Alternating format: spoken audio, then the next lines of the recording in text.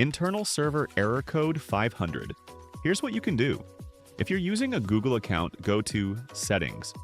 If you're having a problem, you can open a browser, then type Chrome, Settings, Clear Browser Data. Click All Time. Then delete these two options. One is cookies and other site data. Second is cache images and files. Just click the boxes and click Delete Data. Then refresh your page and no more. Internal server error code 500. Hope this helps. If you have other options, let us know in the comment box below.